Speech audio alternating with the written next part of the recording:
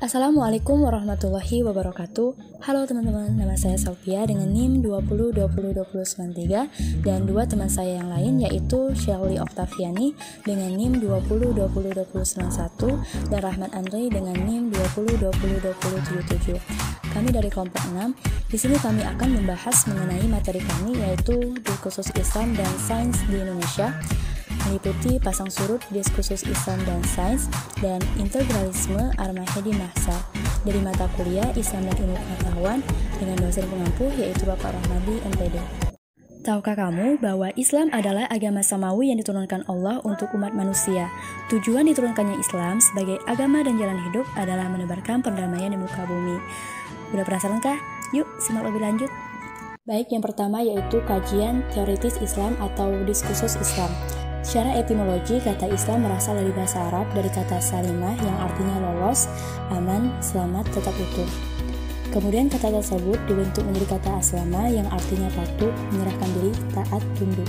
Dari kata aslama dibentuk menjadi Islam atau isi masdar yang artinya sesuai dengan kata asalnya nih, yaitu patuh, taat, bakti, damai, berserah diri. Islam juga berarti al-istaslama, yakni mencari keselamatan atau berserah diri. Berarti pula al-ihsan, yaitu mengalahkan, mematuhi atau tunduk, dan berarti pula al-inqiyah, yang artinya mengikatkan diri. Adapun Islam secara terminologi adalah agama yang diturunkan Allah Subhanahu wa Ta'ala kepada Nabi Muhammad dan umatnya. Dalam Ensiklopedia Agama dan Filsafat dijelaskan bahwa Islam adalah agama Allah yang diperintahkannya untuk mengajarkan tentang pokok serta peraturan-peraturannya kepada Nabi Muhammad SAW dan menugaskannya untuk menyampaikan agama tersebut kepada seluruh manusia dan mengajak mereka untuk memeluknya. Yang kedua yaitu bagaimana pasang surutnya Islam dan sains. Biasanya dipetakan ke dalam 3 periode, yaitu periode klasik, periode pertengahan, dan periode modern. Periode klasik pada tahun 650 sampai dengan 1250 Masehi, periode pertengahan 1250 sampai dengan 1800 Masehi, dan periode modern 1800 sampai dengan sekarang.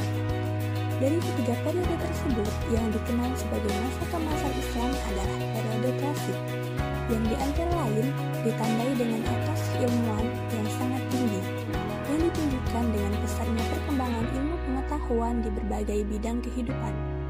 Pesatnya perkembangan ilmu pengetahuan di era klasik disebabkan oleh beberapa faktor, yaitu pertama, etos keilmuan umat Islam yang sangat tinggi. Kedua, Islam merupakan agama rasional yang memberikan porsi besar terhadap akal.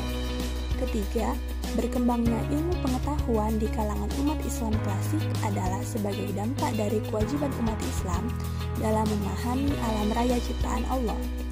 Keempat, perkembangan ilmu pengetahuan di era klasik juga ditopang oleh kebijakan politik para khalifah yang menyediakan fasilitas dan sarana memadai bagi para ilmuwan yang melakukan penelitian dan pengembangan ilmu. Masa kemunduran pendapat para ahli yang pertama yaitu menurut Nurholis Majid. Menurutnya, penyebab kemunduran umat Islam adalah pertama, penyelesaian oleh Al-Ghazali mengenai problemnya. Kedua, ilmu kalam Asy'ari dengan konsep al-hazab yang cenderung lebih dekat dengan paham Jabariyah. Ketiga, keruntuhan Baghdad oleh bangsa Mongol amat traumatis dan membuat umat Islam tidak mampu bangkit lagi. Keempat, berpindahnya sentra-sentra kegiatan ilmiah dari dunia Islam ke Eropa. Yang kedua yaitu menurut Harun Nasution berpendapat bahwa penyebab kemunduran umat Islam adalah pertama, adanya dominasi tasawuf dalam Islam yang cenderung mengutamakan daya rasa yang berpusat di kalbu dan meremehkan daya nalar yang terdapat dalam akal. Kedua, adanya teologi Asy'ariyah memberikan kedudukan lemah terhadap akal sehingga menyebabkan umat Islam tidak kreatif.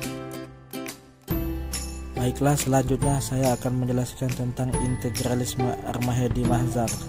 Ar-Mahdi Mahzar adalah seorang ilmuwan di bidang ilmu fisika yang berusaha mengkolaborasikan antara sains dan agama.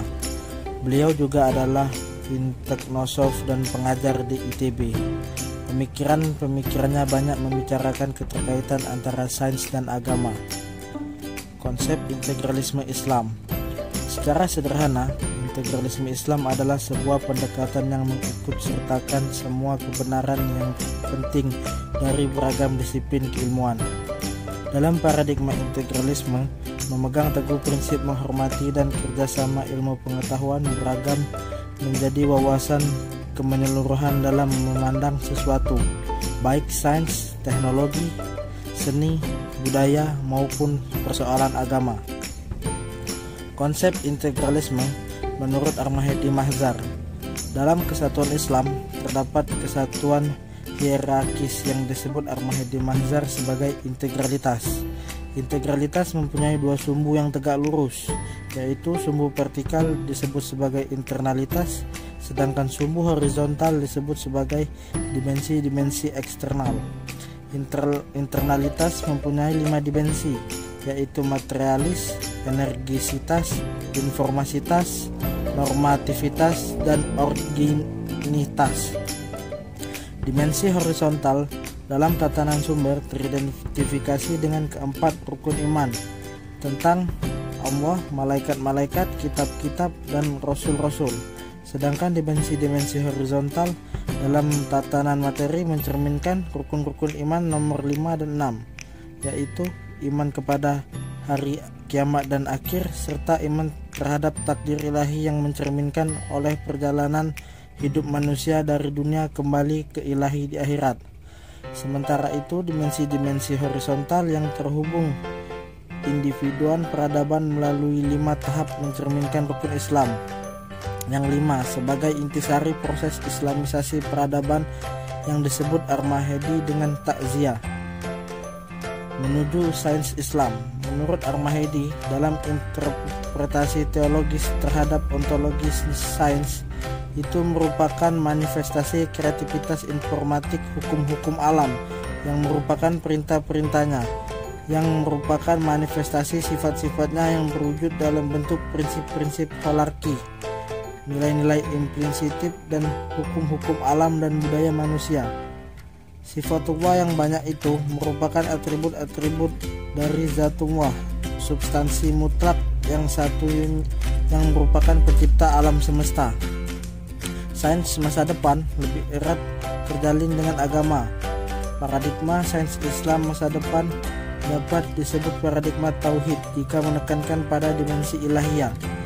Paradigma sains Islami merupakan paradigma ilmu agama Islam. Oleh karenanya juga merupakan unifikasi bagi ilmu alam dan ilmu agama.